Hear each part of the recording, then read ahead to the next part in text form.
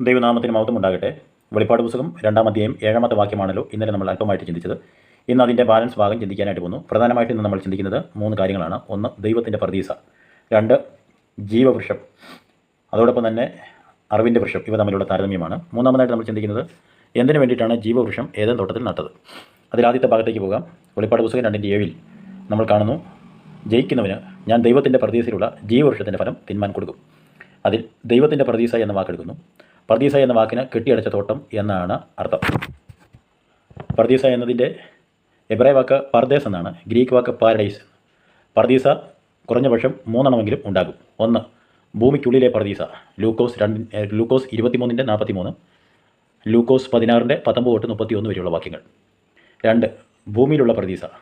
ഉൽപ്പത്തി പുസ്തകം 3-ാം അധ്യായത്തിൽ നമ്മൾ കാണുന്നു. അതോടൊപ്പം തന്നെ വെളിപ്പാട് പുസ്തകം 22-ാം അധ്യായത്തിലും കാണുന്നു.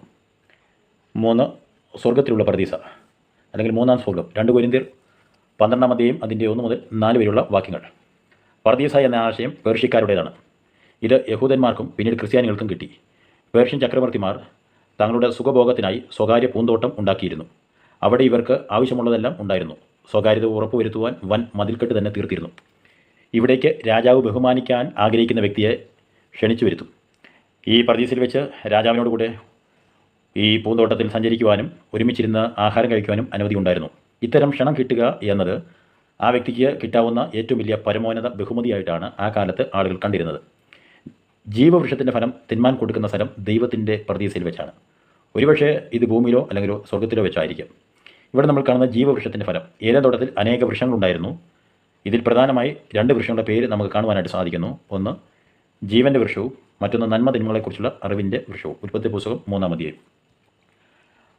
അറിവിൻ്റെ വൃക്ഷം 1, അത് അക്ഷരീകം തന്നെയാണ്. 2, ഏതിന് ശേഷം കാണുന്നില്ല.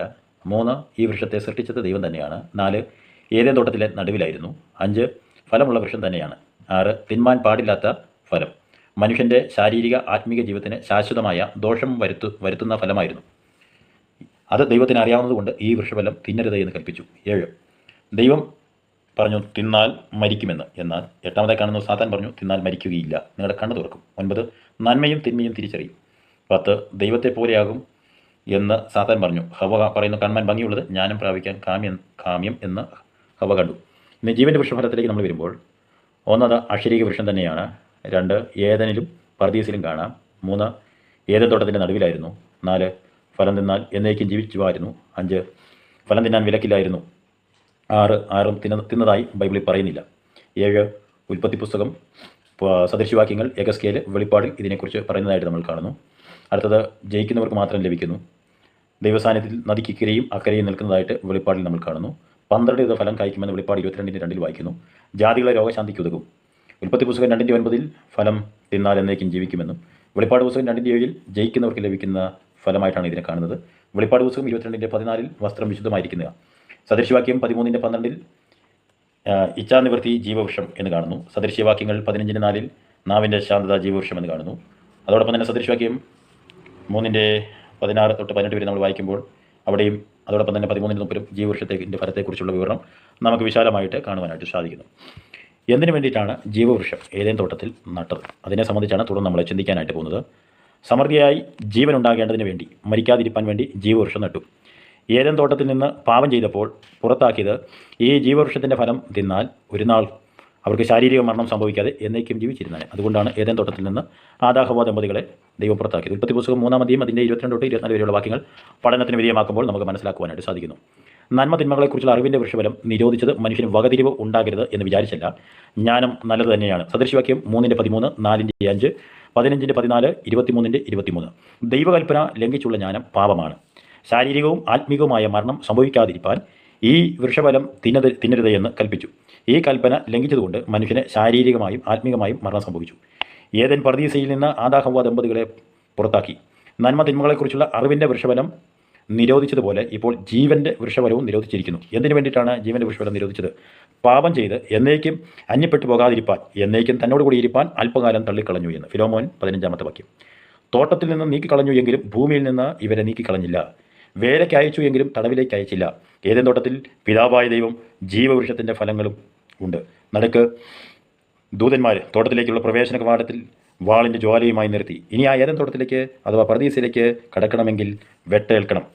നമ്മൾ സക്രിയാവിൻ്റെ പുസ്തകം 13:7 വരുമ്പോൾ വാളെ ഉണരുക, എൻ്റെ ഇടയൻ്റെ നേരെയും എൻ്റെ കൂട്ടാളിയായ പുരുഷൻ്റെ നേരെയും ഉണരുക, ഇടയനെ വെട്ടുക എന്ന് യഹോവയുടെ അരുളപ്പാട്. എൻ്റെ കൂട്ടാളിയായ പുരുഷൻ, എനിക്ക് തുല്യനായ പുരുഷൻ, യഹോവയ്ക്ക് തുല്യനായ പുരുഷൻ ആരാണ്? അത് ക്രിസ്തുവാണ്.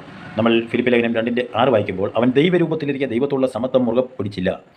അപ്പോൾ ജനം ചിതറിപ്പോകേണ്ടതിന് ഇടയനെ വെട്ടുക. ഇത് കർത്താവായ യേശു ക്രിസ്തുവിൽ നിറവേറിയതായി മത്തായി 26:31 നമ്മൾ കാണുന്നു. സക്കറിയാവ് 13:7 അതോടൊപ്പം തന്നെ മത്തായി 26:31 ചേർത്ത് പഠിക്കുമ്പോൾ കർത്താവായ ക്രിസ്തുവിൽ നിറവേറി.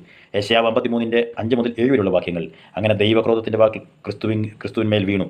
അതോടുകൂടി പർദീസയുടെ കവാടത്തിൽ ഉള്ള പ്രതികൂലം മാറിക്കിട്ടി എന്നുള്ളതാണ്. തുടർന്ന് ക്രൂശിലെ കള്ളനോട് കർത്താവായ ക്രിസ്തു പറയുന്നു, ലൂക്കോസ് 23:43, ഇന്ന് നീ എന്നോടുകൂടെ പർദീസയിൽ ഇരിക്കുമെന്ന്. ലൂക്കോസ് 15:10 മാനസാന്തരപ്പെടുന്ന ഭാവിയെ ചൊല്ലി ദൈവദൂതന്മാർ സന്തോഷിക്കുന്നു എന്ന്.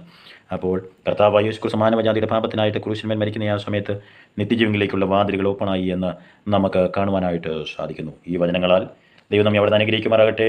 നാളെ നമുക്ക് സ്മുർണയിലെ സഭയെക്കുറിച്ച്, സ്മുർണയിലെ ചരിത്രത്തെക്കുറിച്ചൊക്കെ നമുക്ക് ചിന്തിക്കാം. വെളിപ്പാട് പുസ്തകം 2:8-11 വരെയുള്ള വാക്യങ്ങളാണ് ഇനിയുള്ള ദിവസങ്ങൾ നമ്മൾ പഠനത്തിന് വിധേയമാക്കുന്നത്. സർവ്വശക്തനായിരിക്കുന്ന ദൈവം നമ്മെ സഹായിക്കട്ടെ. Thank you so much.